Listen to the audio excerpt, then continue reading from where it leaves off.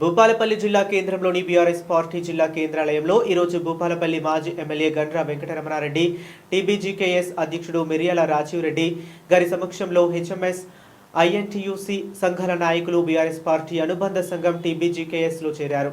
సింగరేణి కార్మిక సంఘాల రాజకీయాల్లో కీలక పరిణామం చోటు చేసుకుంది.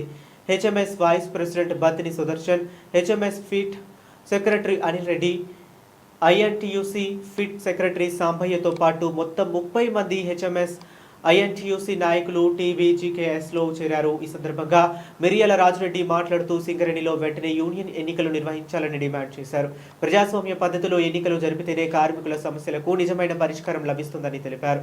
కార్మికుల హక్కులను కాపాడడంలో టీబీజీకేఎస్ ముందుంటుందని స్పష్టం చేశారు. కార్మికుల నమ్మకాన్ని పొందిన సంఘమే రాబోయే రోజుల్లో బలంగా నిలుస్తుందని అన్నారు. సింగరేణిలో యూనియన్ ఎన్నికలు ఆలస్యం కావడం వల్ల కార్మికుల్లో అసంతృప్తి పెరుగుతుందని అన్నారు.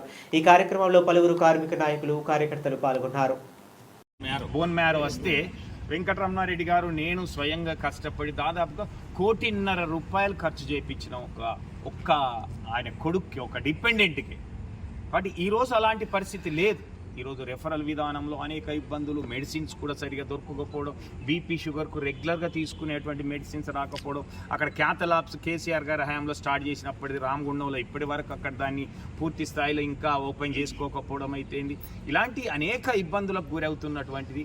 అలాంటి తల్లిదండ్రుల వైద్యం సరిగా అందకపోవడం అయితేంది. ఇప్పుడు మొన్నటికి మొన్న క్వార్టర్ ఖాళీ చేస్తేనే నీకు లాభాల వాట కానీ దీపావళి బోనస్ ఇస్తానంటాడు. ఇప్పటి వరకు 137 సంవత్సరాల చరిత్రలో ఇలాంటి నిబంధన ఎన్నడూ లేదు. కానీ ఇది సర్క్యులర్ వస్తే కూడా దీన్ని ఏం చేయలేకపోతా ఉన్నటువంటిది కూడా మనం చూస్తూ ఉన్నాం.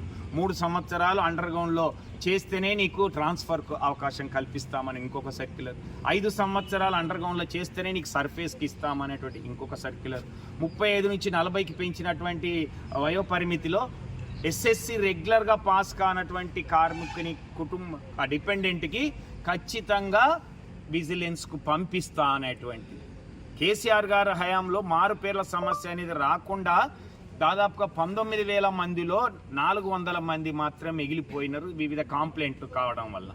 కానీ ఈరోజు వీళ్ళ హయాంలో ఈ 2 సంవత్సరాల కాలంలో 5-6 మెడికల్ బోర్డులు పెడితే దాదాపుగా 600-700 అయితే 100 మందికి పైగా ఈరోజు మారు పేర్ల ద్వారా, ఎందుకంటే నువ్వు ఇచ్చినటువంటి సర్క్యులర్ ద్వారానే నువ్వే కంప్లైంట్ ఇస్తుంది. ఈరోజు ఏఎన్టీసీ, ఐఎన్టీసీ విజిలెన్స్ కంప్లైంట్ ఇచ్చినట్టుగా భావిస్తుంది కార్మిక వర్గం. కాబట్టి ఇలాంటి అనేక ఇబ్బందులతో సతమతమవుతున్నటువంటి కార్మిక వర్గం యాజమాన్యం రోజు రోజు వేధింపులు అయితేంది, పనిభారం అయితేంది, మహిళా సోదరి మనులకు లోపలికి దిగాలనేటడం అయితేంది, లేదా ఆపరేటర్కి పొమ్మనం అయితేంది, రకరకాల ఒత్తిళ్లు తీసుకొస్తున్నది.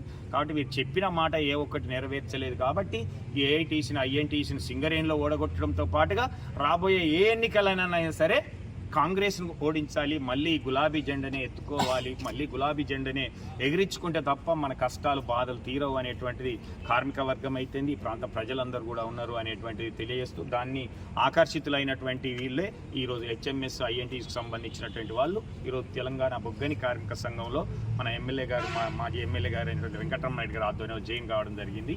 వారికి స్వాగతం పలుకుతూ తప్పకుండా వారికి ఒక తగిన స్థానం కూడా కల్పిస్తామని తెలియజేస్తాను.